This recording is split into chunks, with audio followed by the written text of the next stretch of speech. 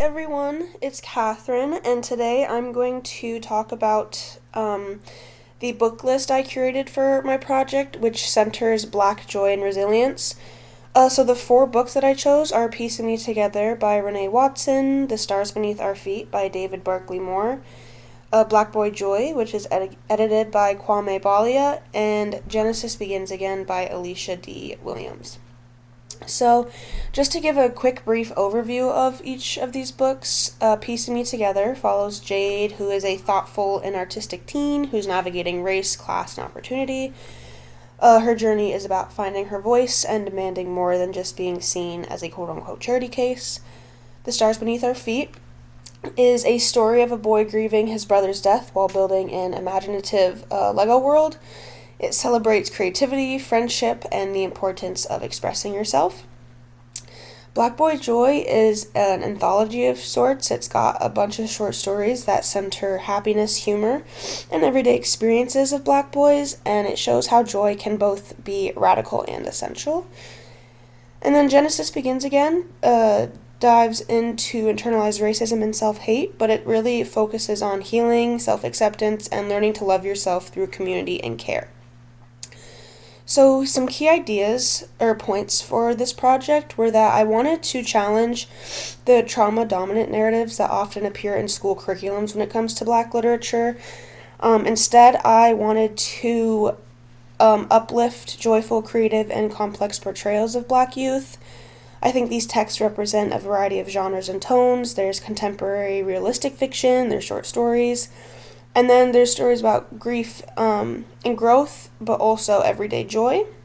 And I think these books will help students see that Blackness is not one-dimensional.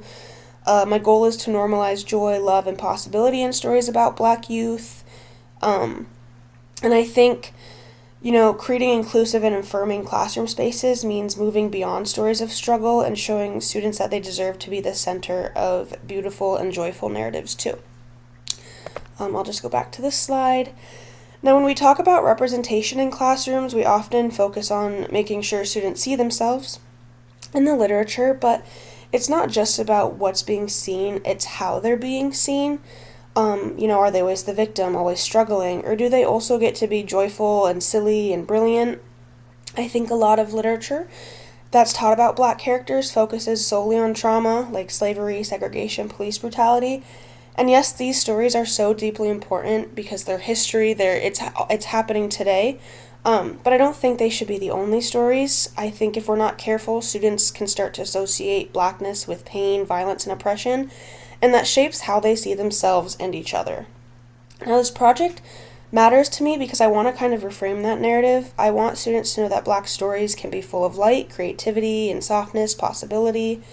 I want to introduce them to characters who are building, healing, dreaming, laughing, thriving, and show them that joy is not a luxury, it's a necessity. And for a lot of Black youth, it's a way of surviving and also a way of living.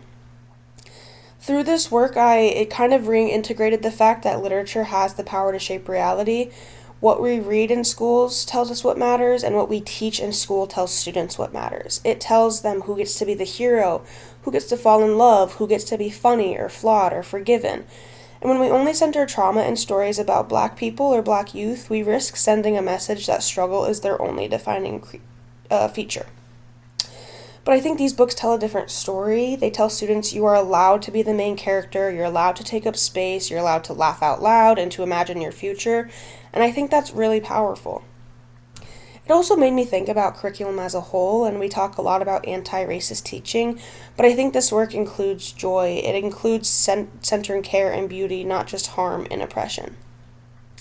And so my hope is that we as teachers will build book lists that reflect the full spectrum of the Black experience, not just the pain, but the wonder. Books like these can help all students develop empathy, challenge stereotypes, and dream bigger. And for our Black students especially, they can be lifelines. They can be mirrors that reflect back something affirming and hopeful. And so I think when we change the stories that we tell, we change the future that our students are allowing themselves to imagine.